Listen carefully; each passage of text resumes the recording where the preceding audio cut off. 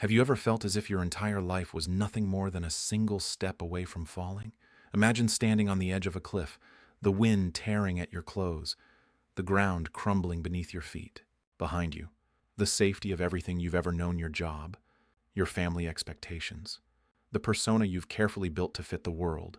In front of you, an abyss, the unknown, the unplanned, the unthinkable. That is where the fool stands. And that is where you stand, too. Welcome to Jung in Real Life, where we explore the depths of the psyche through the lens of Carl Jung's revolutionary insights. Carl Jung believed that to become whole, we must walk into this abyss. He called it individuation, the terrifying process of shedding masks, confronting our shadow, and discovering the self that has been buried beneath years of conformity. But Jung also hinted at a paradox. The first step toward wisdom isn't a step of caution. It's a step of foolishness. The fool, often laughed at, mocked, or dismissed, is the hidden guide to transformation. Look around at the world we live in today. Efficiency worshipped like a god. Productivity measured in hours worked and emails sent. Seriousness treated as virtue, while playfulness and spontaneity are dismissed as childish distractions. We've become cogs in machines, forgetting that laughter is oxygen for the soul. Yet the archetype of the fool whispers another truth: it is better to risk looking ridiculous than to live lifeless. Here's something that might surprise you. The word silly originally meant blessed or holy in Old English. What we now mock as foolish was once considered sacred. Think about that for a moment. What if your most embarrassing moments, your stupid questions, your childlike wonder, these are actually doorways to wisdom? The fool is zero. Not nothing, but potential. Zero is the circle of infinity, the womb of all beginnings. Every hero's journey begins with the fool stepping into the void. Every soul's healing begins when we dare to play, to stumble, to admit we don't know. Erasmus, in his In Praise of Folly, dared to say that life without foolishness would be unbearable. Shakespeare's fools spoke truths kings dared not utter. Dostoevsky's idiot revealed innocence as the highest form of wisdom. Again and again, across centuries, cultures, and myths, the same pattern emerges: wisdom wears the mask of foolishness. And that is the promise of this journey. Over the next hour, we will follow the fool as he teeters on the edge of the cliff, slipping between comedy and tragedy, innocence and madness, shadow and light. Each step reveals a part of yourself. You may have buried the child you silenced, the shadow you feared, the holy madness you repressed. And by the end, you will understand why Jung insisted that it is not I who create myself, but I happen to myself. Because to become whole is not about control, it's about surrender. But let me warn you, this path is not safe. Once you invite the fool into your life, you may never see the world the same way again. The jokes will sting like prophecies. The laughter will cut like a blade. And the abyss you've spent your life avoiding will open beneath your feet, demanding you take the leap. Before we dive deeper, take a moment right now. Close your eyes if you're somewhere safe. Remember the last time you felt utterly foolish. Not just embarrassed, but exposed, vulnerable, caught being your authentic self when you thought no one was looking. Hold that feeling, because that feeling is your compass on this journey. And so the question is, will you step back into the safety of masks? Or will you take that first reckless step into the unknown? Because only by becoming the fool can you ever hope to become whole. Section 1. The 0 point. The fool's first step. Every story worth telling begins with a moment of nothingness. Not emptiness in the sense of loss, but emptiness as potential. In tarot, the fool is marked with the number 0. 0 is not a digit that can be added or subtracted in the same way as others. It is the circle, infinite and eternal, the womb from which all creation is born. Jung might have smiled at this, because he too believed that the psyche begins its great adventure in the void. Before individuation, before the conscious ego awakens to its own limitations, we live in that 0 state, unformed, undefined, yet brimming with possibility. Picture the fool's card. A young man, head tilted toward the sky, smiling at nothing in particular. He clutches a white rose of innocence in one hand and a small bundle of belongings in the other. His dog leaps up at his heels, warning or urging him, depending on how you look. Ahead of him, the cliff falls into a deep ravine, jagged and merciless. He does not look down. He is too busy looking up, mesmerized by the vast sky that promises adventure. Here lies the paradox. Wisdom is not in calculation, but in daring. The fool does not step because he has measured the risk. He steps because he trusts that life itself will catch him. Jung called individuation the process of becoming whole, and he insisted it was not something the ego could control. You cannot calculate your way into wholeness. You cannot strategize your way into the self. You must walk, blindly at times, into the abyss of your unconscious. That is the first step, the fool's step. Surrender to the unknown. Think of the last time you stood on the verge of a new chapter starting a job, confessing love, moving cities. Was your decision truly rational, or was it the leap of a fool? We tell ourselves stories of calculation, but beneath them lies the truth. Every real transformation begins with a risk that looks foolish from the outside. Steve Jobs dropping out of college to audit a calligraphy class that would later inspire Apple's typography. Socrates confessing his ignorance in a culture that valued certainty. Dostoevsky writing, "The Idiot," when everyone wanted conventional heroes. They all began at zero. Here's a quick test for you. Think of your biggest life decision. Now be honest, did you make it with complete information? Or did you, like the fool, step forward trusting something deeper than logic? If you're like most of us, you'll realize that your most meaningful choices were acts of faith disguised as decisions. But beware. Zero is a place of terror as much as possibility. The abyss stares back. Our culture despises the fool because he exposes what we fear most: uncertainty. And yet, Jung would argue, uncertainty is the fertile soil of individuation. It is the void where the unconscious and conscious meet. Step into it and you may fall. Refuse and you never truly live. So, let me ask you, when you stand at the edge of your own cliff, will you keep staring at the ground in fear, or dare to lift your eyes to the sky like the fool?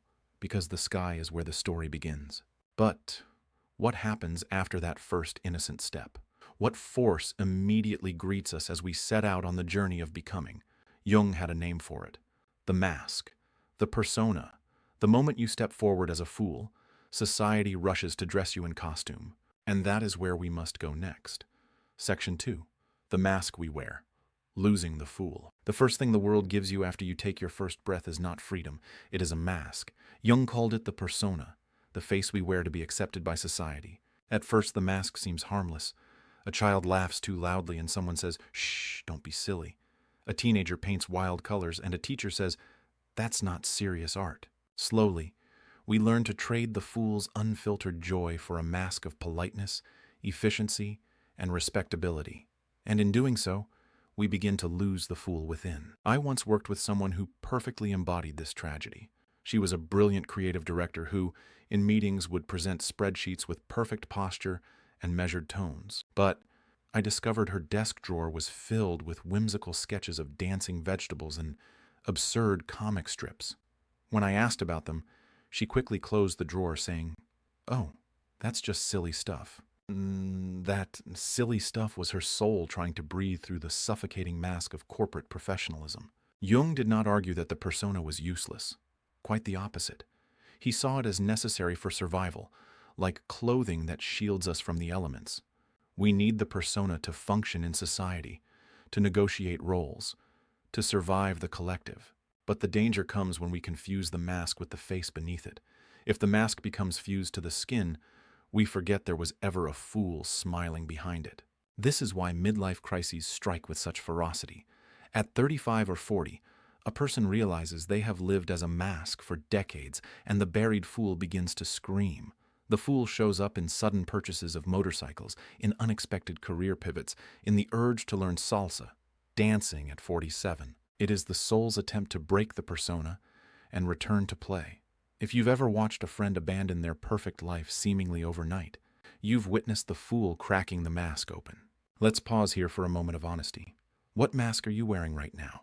The competent professional? The always positive friend? The parent who has it all together? And here's the real question. What would happen if you let that mask slip, just for today? Not abandon it entirely, but loosen its grip enough to let some authentic foolishness through? The great irony is that society teaches us seriousness as a virtue, but Jung warned that a life entirely absorbed by persona creates psychic death. Without play, without spontaneity, the spirit rots. Shakespeare said, "All the world's a stage," but he did not mean we should become lifeless actors reading lines we didn't write. He meant that we must recognize the mask, laugh at it, and sometimes take it off. So, I challenge you this week. Do one thing that doesn't fit your mask. If you're the serious one, tell a bad joke. If you're the organized one, be spontaneously messy. Notice how it feels to let the fool peek through. Because behind every mask lies something the world doesn't want you to see, something raw, untamed, and powerful. Jung gave that hidden side a name. It is the shadow. And when the fool knocks on the door of your shadow, everything you've buried begins to rise. Section 3. The shadow emerges. When the fool knocks. The moment you loosen the mask, the shadow stirs.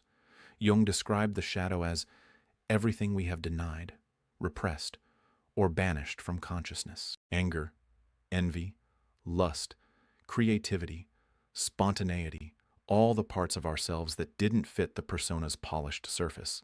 And when the shadow moves, it rarely whispers politely. It pounds at the door, demanding to be heard. This is why the fool is so dangerous and so necessary. The fool is often the first one to knock on the shadow's door. Think about the jester at a medieval court. While everyone else bowed and flattered, the fool laughed in the king's face and spoke truths others dared not utter. The fool, Jung might say, is shadow's herald. He blurts out the inconvenient truth we bury. He stumbles into the taboo. He embarrasses us in public, but in doing so, he frees us from lies. Erasmus understood this when he wrote In Praise of Folly in 1511. He dared to let folly herself speak, mocking the pomp of scholars, priests, and politicians. People warned him of danger, but even the church laughed because they knew the fool carried a medicine society desperately needed. Folly reminds us without laughter, without foolishness, our seriousness becomes toxic. Let me share something that might make you uncomfortable. Think of the person who irritates you most, the one whose behavior makes your skin crawl. Jung would say, that's your shadow. What you despise in them is often what you've buried in yourself. The selfish person reflects your own repressed needs. This is why the fool is so valuable through playfulness and humor. He helps us face these uncomfortable truths without being destroyed by them. And yet, most of us live in constant war with our shadow. We curate images on social media, project competence at work, and avoid admitting our darker impulses. But the more we push the shadow down, the louder it roars. Think of the executive who secretly explodes in rage at home, the preacher who falls to temptation, the perfect parent who suddenly walks away. Each is an eruption of the fool inside the shadow breaking free. Here is the paradox: the shadow is frightening because it is full of things we'd rather not see. But Jung insisted it is also where the gold lies. 90% of the soul's treasure, he said, is buried there. The fool's joke is a key that opens the lock. Behind the laughter is revelation. Behind the stumble is truth. Quick recap so far. We've discovered that the fool begins at zero, pure potential. Society immediately gives us a mask, the persona, to fit in. But beneath that mask, our shadow holds both our darkness and our gold. The fool is the one brave enough to knock on shadow's door. So ask yourself, when was the last time you laughed at your own darkness? When did you dare to say aloud the thought you feared would make others recoil? What if the very part you're ashamed of is the bridge to your wholeness? The fool does not fear the shadow because he is already ridiculous. What can shame do to someone who laughs at himself? That is why Jung saw play as sacred. To laugh at our own shadow is to disarm it. To embrace the fool is to begin the alchemy of turning darkness into light. But this paradox runs deeper than simple humor, because history shows us a curious pattern again and again. Those who were called fools ended up revealing the greatest wisdom, which leads us into a mystery that has haunted philosophers, poets, and prophets alike, the strange paradox of the wise fool. Section 4. Wise Fool Paradox. Socrates, Shakespeare, Dostoevsky. What if the wisest thing you could ever say is "I don't know"? That is the essence of the wise fool. To the crowd, he looks naive, absurd, even laughable. But beneath the laughter lies a depth of insight most of us are too proud to touch. Socrates embodied this paradox. In the bustling agora of Athens, surrounded by philosophers boasting of their knowledge, he confessed, "All I know is that I know nothing." To admit ignorance in a culture obsessed with certainty was scandalous. Yet, it was precisely this humility, this willingness to be seen as a fool, that opened the door to true wisdom. Jung would have said Socrates touched the archetype wisdom disguised as folly. Here's what's funny about Socrates. The oracle at Delphi declared him the wisest man in Athens. Socrates thought this was ridiculous, so he went around questioning everyone who claimed wisdom. Each time he discovered they knew far less than they claimed. His conclusion? He was wisest only because he knew he was ignorant. The fool's wisdom knowing you don't know. Shakespeare knew it too. In King Lear, while dukes and daughters conspired for power, it was the fool, mocking, jesting, singing nonsense, who spoke the rawest truths. "Thou shouldst not have been old till thou hadst been wise," he told Lear, cutting deeper than any blade. The fool on stage was permitted what no one else dared to expose the king's blindness. Fast forward to Dostoevsky's 19th century Russia. In The Idiot, Prince Mishkin is ridiculed as a simpleton, an idiot unfit for society. Yet his innocence, his refusal to hide behind masks, becomes a mirror reflecting the corruption and cruelty of the world around him. In his foolishness, he embodied Christ-like compassion. People mocked him because he refused to play their power games, and yet, the reader senses perhaps, he alone is sane. The pattern repeats. The world calls them fools, but history remembers them as visionaries. Why? Because they dared to break the persona, to step into vulnerability, to laugh at themselves. Jung would call this integration allowing the fool and the sage to coexist. For what is the sage without the fool's laughter? A brittle shell of intellect. And what is the fool without the sage's wisdom? Chaos.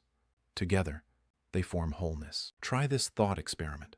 Imagine you're at a dinner party where everyone is trying to sound intelligent. Now, imagine being the one who asks the stupid question everyone is thinking, but afraid to voice. Wait, can someone explain what that actually means? Watch how the room shifts. That's the wise fool's power breaking through pretense with innocent inquiry.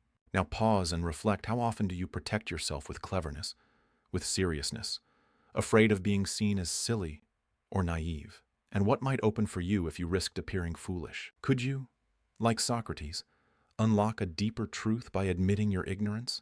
Could you, like Shakespeare's fool, disarm a tyrant with laughter? Here lies the paradox that turns the world upside down. The fool is wiser than the wise man who refuses to be a fool.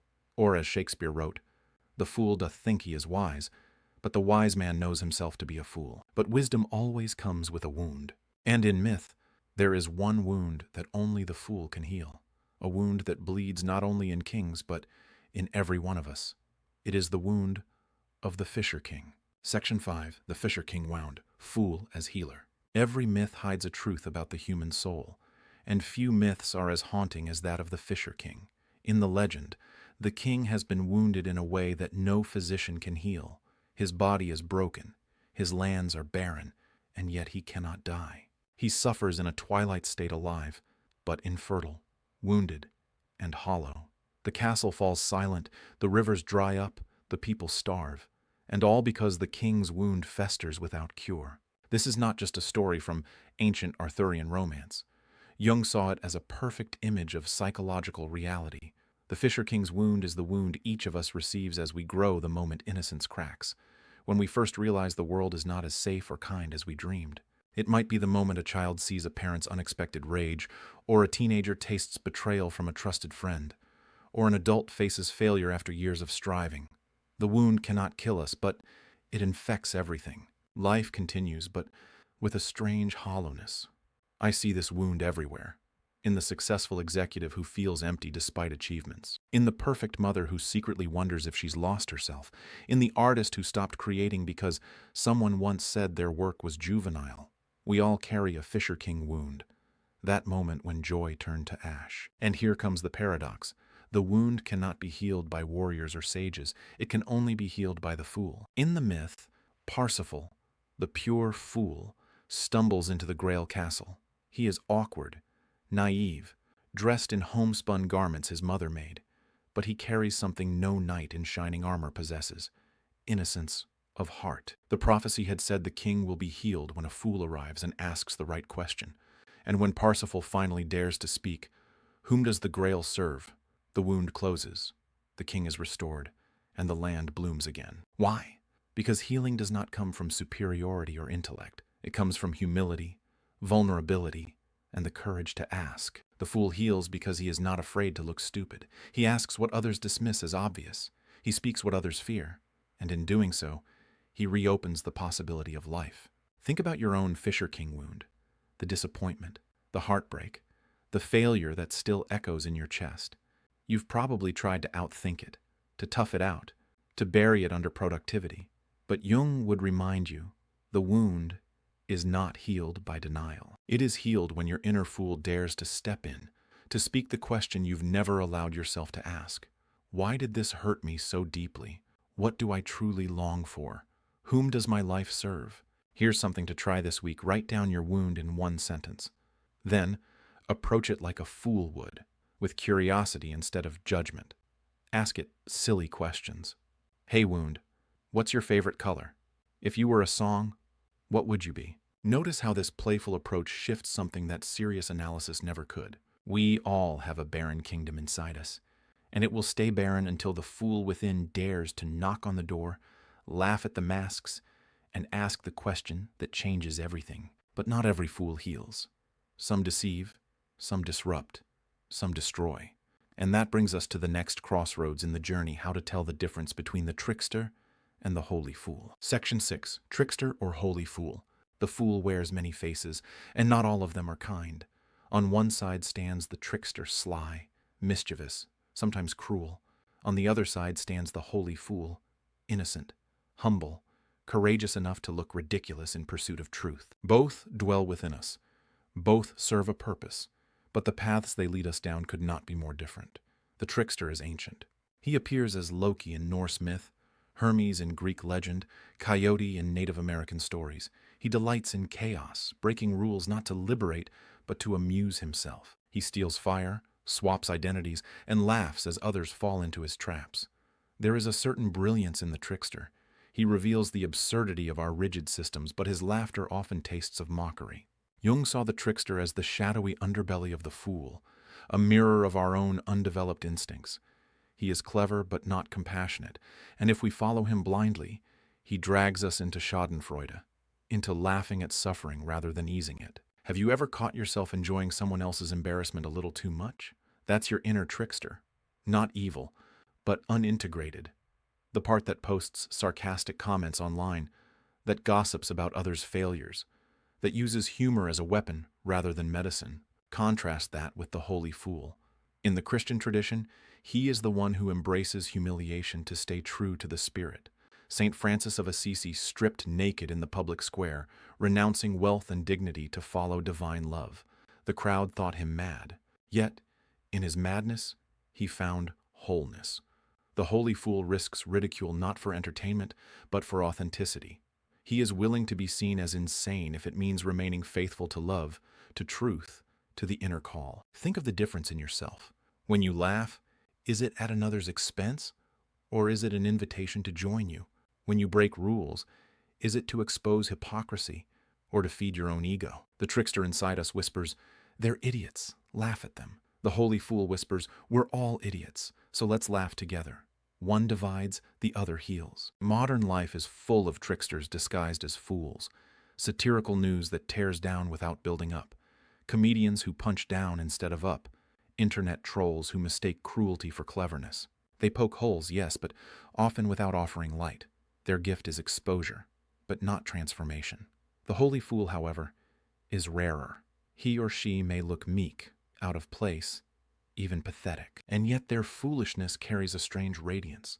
Jung would say they embody individuation, the courage to follow the self, no matter how the crowd mocks. A simple test after you joke or play the fool: do people feel lighter or heavier? Do they feel included or excluded? The trickster leaves people feeling smaller. The holy fool leaves them feeling freer. So, which fool lives in you today?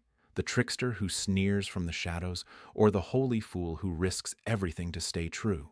Perhaps both, and perhaps the task is not to kill the trickster, but to recognize him, laugh with him, and let the holy fool lead. Because when we deny the fool altogether, when neither holy fool nor trickster is allowed to speak, something darker rises. The fool becomes trapped, suffocated, and turns into his most haunting mask, the sad clown. Section 7. The sad clown paradox, shadow of the fool. There is laughter that liberates, and then there is laughter that hides a wound so deep it corrodes the soul. This is the paradox of the sad clown, the figure who brings joy to others while quietly drowning in sorrow. The painted smile becomes a mask, and beneath it lies despair. Jung would say that this is the fool exiled, the archetype suffocated until it mutates into shadow. Think of Robin Williams, the man who made millions laugh until their sides ached, yet lost himself in the shadows he could never escape. Or any number of comedians who seem to light up the world, only for us to later learn of their hidden pain. The paradox is brutal. Those who appear the happiest often carry the heaviest burdens. Because when the fool is forced to exist only as entertainment, stripped of his deeper role as truth-teller and healer, he collapses into tragedy. Here's what happens psychologically. When we're only allowed to be funny but never taken seriously, when our joy is demanded but our pain is dismissed, the fool within us splits. One part performs, the other suffers, and the gap between them becomes unbearable. The Joker embodies this archetype in its darkest form. From Shakespeare's jesters to the modern cinematic villain, the Joker shows us what happens when the fool becomes consumed by bitterness. Instead of laughing with the world, he laughs at it. Instead of truth-telling, he spreads chaos. He is the clown whose mask has fused to his face, whose laughter is no longer liberating but menacing. He is what Jung warned against the archetype possessed by its own shadow, destructive and devouring. Because society loves the fool's lightness but fears his depth. We want the joke, not the truth it hides. We applaud the performance, but we do not want to face the wound beneath. So the fool is forced to keep smiling, to keep juggling, even when his soul begs for silence. And over time, the split tears him apart. This is not only the story of clowns and comedians, it is our story. How many of us hide pain behind smiles? How many times have you said, "I'm fine," while a storm raged inside? That is the sad clown paradox in everyday life. We play roles to comfort others, while our inner fool, our authentic self, suffocates. I learned this personally when I realized I was the funny one in my friend group, always ready with a joke, always lightening the mood, until one day I tried to share something painful and was met with, "Come on, don't be so serious. Tell us another funny story."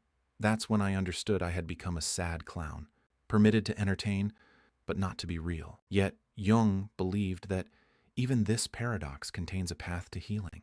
To acknowledge the sad clown within us, to admit the mask, the exhaustion, the grief, is to begin integrating the shadow. When we allow the fool to laugh and cry, to be both ridiculous and profound, the mask loosens, and what emerges is not the Joker, but the true fool, free, spontaneous, alive. But to see this clearly, we must look at another fool who blurs the line between comedy and madness, a man who mistook windmills for giants and whose folly became legend.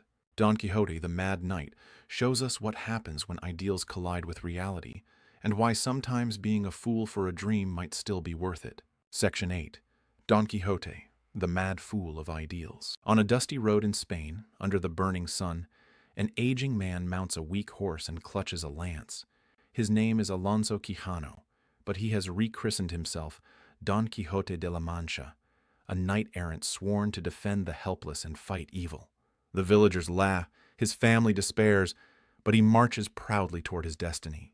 For him, windmills are not windmills, they are giants, and every peasant girl is a princess in disguise. Miguel de Cervantes gave us in Don Quixote one of the most enduring portraits of the fool, a man deluded by his imagination, mocked as insane, yet somehow noble in his folly. He reminds us that the line between madness and vision is perilously thin.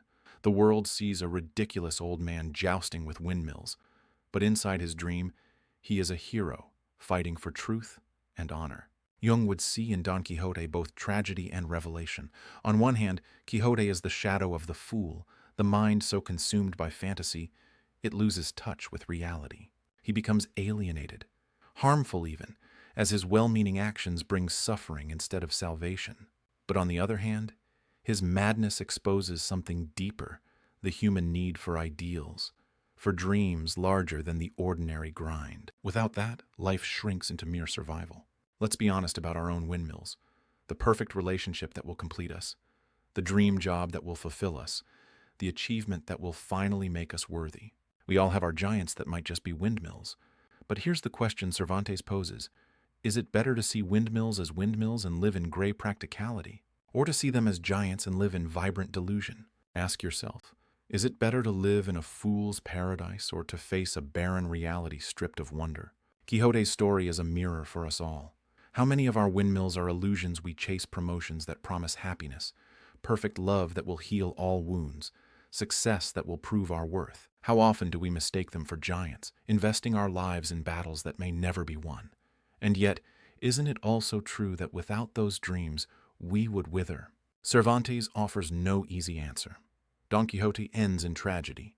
He falls ill, awakens from his madness, and realizes with crushing clarity that he has wasted his life on delusions. He dies not from wounds of battle, but from an overdose of reality. The laughter of the crowd turns into pity, for they see a man who lived too much in imagination and perhaps died because he lost it. But even in this sorrow, Jung would insist on the paradox folly carries wisdom. Quixote reminds us that the imagination is both peril and salvation. The fool dares to dream what others dismiss. The danger is losing balance, mistaking dream for fact, fantasy for flesh. The challenge is not to abandon the dream, but to integrate it to see the windmill as a windmill, and still dare to call it a giant when your soul needs magic. Quick check-in. We've journeyed from the fool's 0 point through masks and shadows, from wise fools to sad clowns, and now to the mad dreamer. Each face of the fool teaches us about wholeness. But there's another fool we must meet, one who shows us a different kind of power. So, where does this leave us? Between barren truth and foolish fantasy lies another figure, a fool who shows us a different kind of power. He is not armored like Quixote, nor tragic like the sad clown. He is simple, innocent, uncalculated. His name is Ivan the Fool, and his gift is the paradoxical strength of weakness. In the heart of Russian folklore lives a figure who seems almost laughable at first glance, Ivan the Fool. He is the youngest son of a peasant family, mocked by his brothers for his slowness, his kindness, his refusal to play the games of ambition. While his siblings chase after wealth and military glory, Ivan stays behind, tending the fields, caring for his aging father, living in what appears to be naive simplicity. But Leo Tolstoy, who retold Ivan's tale, knew there was something deeper at work. When devils are sent to corrupt him, they fail miserably. They tempt him with riches, but he gives them away. They tempt him with power, but he refuses to rule. They strike him with illness, but he works harder and still survives. Each time Ivan responds not with cunning, but with innocence. And each time, his simplicity defeats the schemes of darkness. What Tolstoy reveals, and what Jung would echo, is that the fool carries a strange kind of strength, the power of the inferior function. Jung described how every psyche has a weakest point, a function underdeveloped, awkward, often dismissed. For a thinking type, it might be feeling. For a feeling type, it might be rational thought. And yet, it is precisely this foolish part that connects us to the unconscious, to wholeness. Ivan, with all his naivete, embodies the inferior function. His foolishness is the very source of his triumph. This reminds me of a study I read about children solving problems. Adults approached puzzles with sophisticated strategies and failed. Children, with their foolish directness, often succeeded. Why? Because sometimes complexity is the enemy of solution. Sometimes the simple, naive approach cuts through knots that cleverness only tightens. This flips our usual logic upside down. We are taught to hide weakness, to cover over what makes us vulnerable. But Jung teaches that our wholeness lies not in perfection, but in integration. The part of yourself you ridicule, the voice you silence because it seems silly or childish. There lies your fool, and there lies your gold. Consider how many times in your own life you dismissed an impulse because it seemed too simple, too naive. I can't quit my job to paint, that's irresponsible. I can't forgive them, it would be weak. I can't rest, that would be lazy. And yet, perhaps the naive choice, the foolish act, is the very thing that would save you. Ivan does not conquer by brilliance or strength. He conquers by remaining true to his heart, no matter how absurd it looks. There is a haunting beauty in this. The world exploits cleverness, but it cannot exploit innocence. When you refuse to play the game of masks and power, you suddenly slip free of the net. This is the fool's hidden weapon, simplicity as rebellion. Here's your challenge. Identify your inferior function, the quality you're embarrassed about. Too emotional? Too logical? Too dreamy? Too practical? This week, instead of hiding it, gently honor it. Let it speak. You might discover that your weakness is actually your untapped strength. But Ivan is not alone in revealing this truth. Across cultures, another image has carried the same secret for centuries: the fool's journey through the tarot, a path marked by 22 archetypal stages, from innocence to completion. And Jung himself saw in it nothing less than a map of individuation. Section 10. Tarot, the fool's journey to individuation. In the world of tarot, the fool is more than a single card. He is the traveler, the eternal wanderer, walking through all 22 stages of the major arcana. Each card he meets is an archetype, a force of the psyche. The magician, the high priestess, the lovers, death, the tower, the star, and finally, the world. Together they form what mystics call the fool's journey. Jung would look at this and nod. It is the very map of individuation, the lifelong process of becoming whole. The fool begins at zero, with innocence and openness. He meets the magician, the power of will, and the high priestess, the wisdom of the unconscious. He discovers lovers, choices, temptations, and then the inevitability of death and transformation. Each encounter is a mirror of inner life. To draw death is not to predict demise, but to accept endings, to surrender what no longer serves. To draw the tower is to watch old structures collapse so that new life may emerge. To arrive at the world is to realize the circle is complete wholeness, integration, the self. Jung often spoke of archetypes as living images of the unconscious, bridging emotion and myth. The tarot, with its symbols of kings and queens, angels and demons, is not superstition but psychological theater. Each card amplifies what we experience in dreams, figures that instruct, terrify, and guide us toward truth. He called this amplification, taking a dream or symbol and placing it beside myth, art, religion, turning up its volume until its meaning resounds.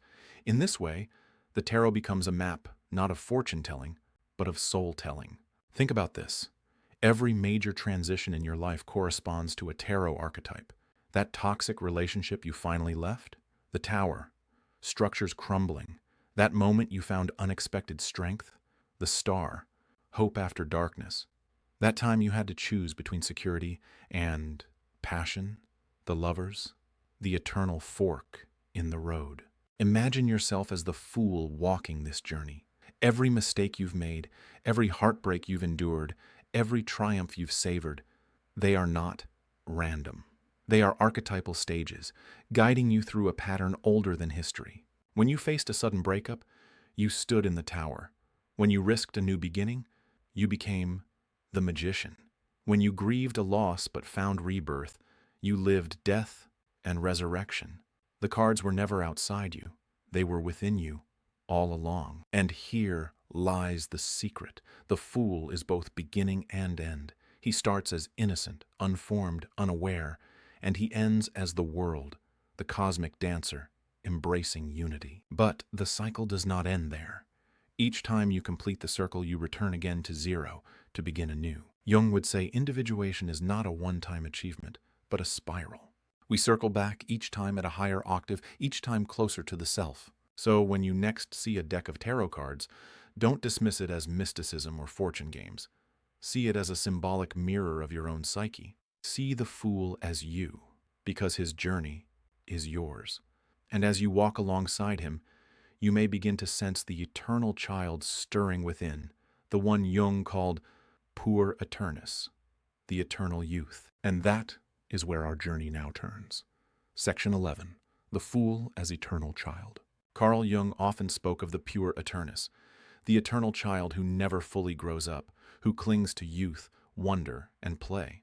At first glance, this sounds like immaturity, but Jung warned against dismissing it too quickly. The eternal child is not simply laziness or refusal to face adulthood.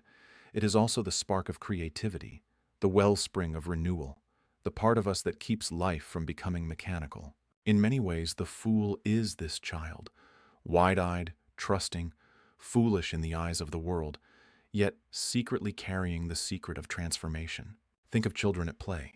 They build kingdoms out of sand, fight dragons with sticks, laugh so hard they forget the rules of the world.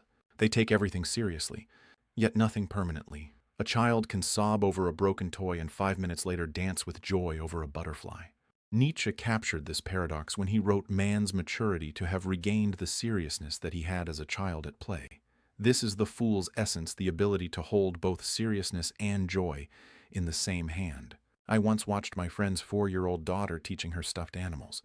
She was completely absorbed, utterly serious about her lesson on why clouds are fluffy. In that moment, she was both playing and working, both silly and profound. That's the eternal child, fully engaged, yet never trapped. But the eternal child can be both blessing and curse. On one side, it breathes vitality into life.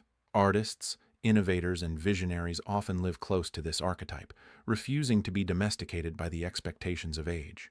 Think of Einstein sticking his tongue out in photos, or Picasso saying it took him a lifetime to learn to paint like a child. On the other side, the pure Aeternus can keep a person stuck in fantasy, unable to commit, afraid to shoulder responsibility. The fool teeters on this edge, one step toward creativity, another toward escapism. Jung saw individuation as learning not to kill the child within, but to integrate it, to let its playfulness infuse adulthood with imagination, without allowing it to dominate and paralyze us. The danger is not the fool's presence, but his absence. Without the fool, life becomes flat, dutiful, rigid. With only the fool, life collapses into chaos. Wholeness is holding both the laughter of the child and the discipline of the adult. Consider your own life. When was the last time you let yourself play without purpose? When did you last sing in the shower, doodle on a page, or dance alone in your room just to feel alive? And on the other side, when did your inner child hold you back from making a needed choice, committing to a relationship, taking responsibility, stepping into the unknown? The fool asks you to reflect, are you living as a prisoner of adulthood or as a prisoner of eternal adolescence? The truth is, the child within us never dies. We either integrate him or we exile him. If exiled, he sabotages us through immaturity, avoidance, restlessness. If embraced, he gives us the courage to create, to imagine, to start anew. The fool as eternal child is not an excuse to run from life. It is an invitation to dance with it. Let's get practical. This week, schedule 15 minutes of purposeless play.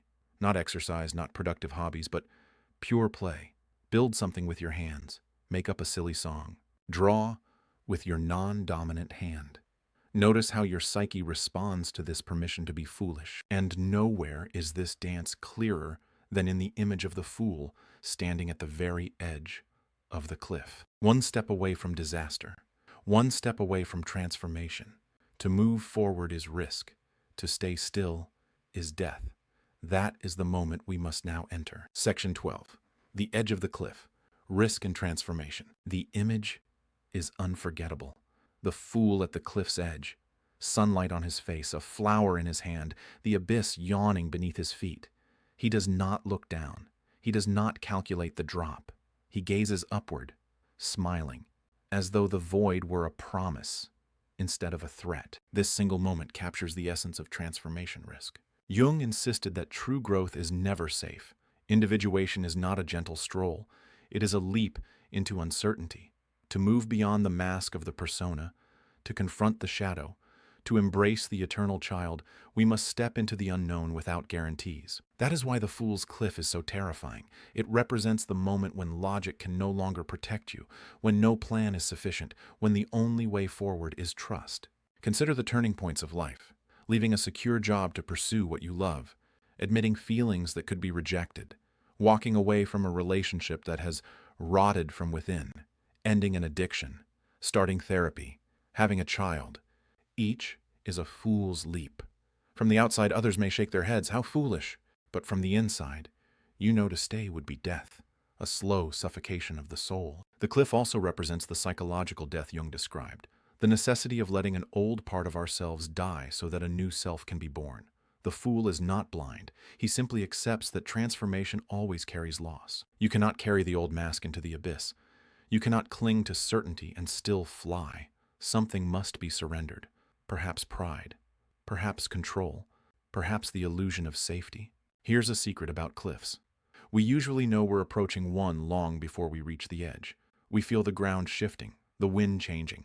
But we pretend not to notice because acknowledging the cliff means acknowledging the need to jump. So we inch backward, telling ourselves we're being reasonable, when really we're just afraid. And yet, the paradox. What feels like death is in truth the doorway to life. Every rebirth requires a fall. Every awakening requires a dark night. The fool shows us that the void is not our enemy. It is the womb of the self. Pause and ask yourself, where is your cliff? What leap have you been avoiding because you fear looking foolish? Maybe it's finally starting that creative project. Maybe it's having that difficult conversation. Maybe it's admitting you need help. What if that foolishness is the very bridge to your transformation? Remember, the fool does not step because he knows he will survive. He steps because he knows he cannot remain where he is. But there is more to this leap than personal risk. For beyond the cliff lies something sacred. The fool who dares to jump becomes something different. Not just a wanderer, but a vessel of truth. This is the moment when the fool begins to transform into the holy fool, the one who embraces ridicule and sacrifice for the sake of the self. And that is the path we turn to next. Section 13. The Holy Fool and Individuation. The holy fool is not the village clown, nor the sly trickster. He is something far stranger, a soul willing to look absurd in the eyes of the world in order to stay faithful to an inner truth. Where others cling to reputation, he lets himself be mocked. Where others crave certainty, he walks barefoot into mystery. To be a holy fool is to choose authenticity over approval, even if it means being branded insane. In the early Christian tradition, the Apostle Paul wrote, "Let no man deceive himself. If any among you thinks he is wise in this world, let him become a fool, that he may be wise." This reversal is at the heart of individuation. Jung echoed it when he insisted that the path to wholeness often looks irrational from the outside. To confront the shadow, to follow dreams, to obey the self, these things defy the logic of the persona. The world calls it folly, but in that folly lies redemption. History remembers figures who embodied this archetype. Saint Francis of Assisi, stripping himself naked in the public square, renounced wealth and power to embrace a life of radical simplicity. The crowds laughed, but his madness inspired a movement of love that reshaped Christianity. Russian tradition honors the Eurodivi, the fools for Christ who feigned madness to expose corruption and speak dangerous truths. Their ridiculousness gave them immunity. Their foolishness gave them freedom. Modern holy fools exist too, though we might not recognize them. The executive who quits to teach in inner-city schools. The doctor who closes her practice to provide free care in war zones. The teenager who refuses to join in bullying despite social suicide. They all share one trait: they value inner truth over outer approval. Psychologically, the holy fool represents the individual who has stopped performing for others and begun listening to the deeper self. Jung would call this individuation, the process of aligning with the whole of one's psyche rather than the fragmented demands of society. But here's the catch. Individuation cannot happen without risk. To follow your inner self is to risk being misunderstood, mocked, rejected. To the crowd, you may look like a fool. To your soul, you may finally look like yourself. Ask yourself honestly, how much of your life is a performance for the approval of others? How often do you silence your deeper truth because it might look ridiculous? The holy fool dares what most of us fear to speak, to act, to live from that hidden center no matter how absurd it appears. That is why he is so dangerous to authority, because he cannot be controlled by shame. Time for reflection. We've traveled far with the fool, from zero to shadow, from wound to wisdom, from cliff to transformation. Notice how each face of the fool reflects something in you. Which aspect resonates most strongly right now? And this is also why the holy fool is the healer. By refusing to betray his inner truth, he carries light into places society has abandoned. He shows us that individuation is not just about becoming whole for ourselves, but about becoming a source of wholeness for the world. Yet, the fool's journey does not end here. For once the leap has been made, once folly has been sanctified, something deeper awaits. At the heart of individuation lies a symbol older than language itself, a circle. And within that circle, the fool finds his true home. Section 14. Circle and Self. Zero as wholeness. At the beginning of our journey, we saw the fool marked with the number 0. Many dismiss 0 as nothingness, but Jung would tell us it is fullness, the circle, the symbol of eternity, the self itself. In the ancient world, 0 was feared and revered, the void that contains everything. In the tarot, the fool's number is not 1, not 10, but 0, because he is both the beginning and the end, the seed and the fruit, the question and the answer. Jung spent much of his life studying mandalas, circular images that appeared in dreams, in art, in myths across cultures. To him, the mandala was not decoration but revelation, the psyche's attempt to express wholeness. Within the circle, opposites find balance. Conscious and unconscious, light and dark, fool and sage, they meet in symmetry. Jung wrote, "The self is the circle that embraces both the known and the unknown. To step into that circle is to step into totality." The Ouroboros, the serpent swallowing its own tail, echoes this truth. It is a paradox, destruction and creation, ending and beginning, happening at once. The fool embodies this paradox every time he leaps. He dies to one form, is born into another, and the circle turns again. 0 is not emptiness. 0 is infinity, folded into a single point. I had a patient once who dreamed of walking in circles, frustrated that she wasn't getting anywhere. When we explored it, she realized she wasn't walking the same circle. She was spiraling upward. Each revolution brought her higher, though the path looked the same from above. That's individuation, not a straight line, but an ascending spiral. Think of your own life as a circle. How many times have you thought you were finished, only to begin again? How many times have you said, "This is the end," only to discover it was the start of something new? That is 0 at work. The self calls us not toward a straight line of achievement, but toward a circle of return. We come back to places we thought we knew, only to see them for the first time. The fool reminds us that wholeness does not mean perfection. Wholeness means inclusion. Every mask, every shadow, every wound, every dream, all are held in the circle. The task is not to erase them, but to draw them into the mandala of the self. The persona has its place, the shadow its gold, the child its play, the sage its wisdom. The fool dances between them, stitching them into one. Pause and imagine if your life were drawn as a mandala. What would its circle contain? Which parts of yourself have you left outside, uninvited, ashamed? And what would happen if you placed them inside the circle, letting the fool embrace them all? Try this exercise. Draw a circle. Inside, write or sketch all the parts of yourself you accept. Outside, place the parts you reject or hide. Now, one by one, invite those exiled parts into the circle. Notice any resistance. That resistance is where your work lies, because that is where the journey leads, not to escape contradiction, but to live inside it. And when the fool finally embraces the circle, when 0 becomes wholeness, he does not disappear. He returns, transformed, as something greater, the cosmic dancer, the one who embodies the world's soul. And that is where we must end our journey. Section 15. The Return of the Fool, Becoming Whole. At last, the fool completes his journey. From innocence to shadow, from wound to wisdom, from cliff to circle, he returns transformed. In tarot, the final card of the major arcana is the World. Here the fool reappears, no longer a wanderer with a bundle and a flower, but the cosmic dancer encircled by the laurel wreath of wholeness. He is androgynous, transcending gender. He is ageless, transcending time. He is no longer the naive youth, but the world's soul, anima mundi, dancing in harmony with all creation. Jung would say, this is the moment of individuation fulfilled. The self has emerged from the unconscious, uniting opposites into a living whole.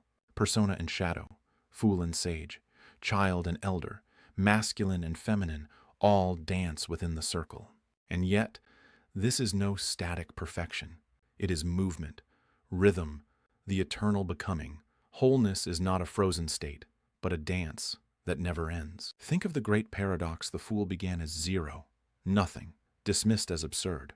But through the journey, he has become everything. What seemed like weakness, ignorance, laughter, play, was in fact the seed of wisdom. What seemed like folly was the path to salvation. The fool shows us that to live authentically, we must be willing to stumble, to risk, to be ridiculous. Only then can we return as whole beings, capable of holding the contradictions of life without fear. And yet, even here, the fool does not retire, for the world is not the final card. It is the gateway. The moment the fool becomes the cosmic dancer, the cycle begins again. Wholeness is not an ending, but a new beginning. Every time we complete the circle, we find ourselves once more at zero, once more standing at the cliff's edge, asked again, will you step? This is why Jung said, "It is not I who create myself, but I happen to myself." Individuation is not a project we finish. It is a path we continually walk. The fool returns not as a relic, but as a companion. Each time you laugh at yourself, each time you risk speaking truth, each time you dare to play, the fool dances beside you. Here's the beautiful truth: you don't have to wait until you're ready to begin individuation. You don't need to be wise to start. You just need to be willing to be foolish. Every great journey begins with someone who doesn't know what they're doing, but starts anyway. So, pause for a moment. Look at your own life as if it were a tarot spread. Where are you now? At the beginning, clutching your mask? At the shadowed wound of the Fisher King? At the terrifying cliff of transformation? Or perhaps already glimpsing the circle of wholeness? Wherever you stand, the fool is with you, smiling, urging, daring you to keep walking. Because in the end, the fool is not just a figure in myth or card. The fool is you. And only by daring to be a fool will you ever truly become whole.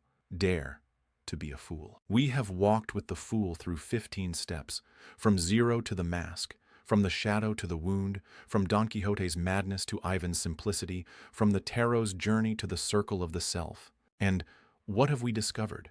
That the fool is not weakness but power, not ridicule, but revelation. Jung showed us that individuation, becoming whole, is not about perfection, but about integration. Every part of you belongs: the child who plays, the shadow who rages, the sage who reflects, and yes, the fool who stumbles. Now, I want you to pause and ask yourself, which fool lives most strongly in you today? Are you the masked fool, hiding your true face to please the world? Are you the sad clown laughing while you suffer inside? Are you Don Quixote, chasing giants that are really windmills? Or are you Ivan, quietly holding on to innocence as your hidden strength? This is not just philosophy. This is your life. And here is my challenge. Choose one specific step to take this week that risks looking foolish but feels true to your soul. Here are some possibilities to spark your imagination. Write that poem you've been hiding. Dance alone in your living room for 10 minutes. Admit to someone that you don't understand something everyone assumes you know. Start that impractical project that makes your heart sing. Have that vulnerable conversation you've been avoiding. Wear something that expresses your true self, not your professional mask. Say, "I don't know," in a meeting where you're expected to have answers. Play a game with no purpose other than joy. But here's the deeper challenge. For the next 3 days, keep a fool's journal. Each night, write down 3 things. First, one moment when you wore a mask to fit in.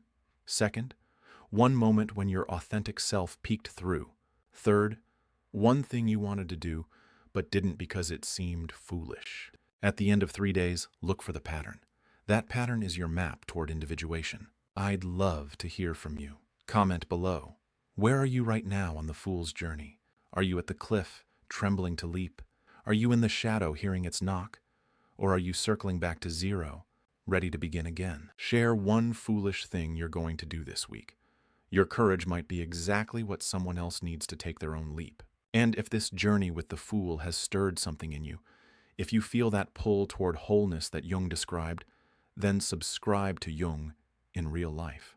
Each week, we explore another facet of becoming who you truly are, not who the world tells you to be. Remember this: the wisest act you will ever commit is daring to be a fool. Because only the fool has the courage to leap into the unknown, to laugh at the masks, to dance inside the circle of the self. The journey of individuation is not a luxury for the few. It is the birthright of every human soul, but it requires courage. The courage to look foolish, to stumble, to not know. It requires the courage to be a fool. So, don't just watch this journey. Live it. Take your step. Dare to stumble. Dare to laugh. Dare to ask the stupid question. Dare to dream the impossible dream. Dare to love what others mock. Dare to be the fool. Because in a world that has forgotten how to play, in a culture obsessed with masks, in a time when the shadow is projected rather than integrated, we need fools more than ever. We need those brave enough to laugh when others are too afraid to smile. We need those willing to dance when others have forgotten how to move. We need those who remember that wisdom and folly are not opposites, but dance partners in the eternal ballet of the self. Your fool is waiting. The cliff is before you. The circle is calling. Will you answer?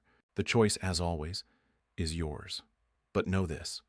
Once you take that first foolish step, once you dare to remove the mask and dance with your shadow, once you embrace the eternal child and leap from the cliff, you will never be the same. You will have tasted what Jung called the greatest adventure of all, becoming who you truly are. And that, my friend, is the ultimate wisdom of the fool.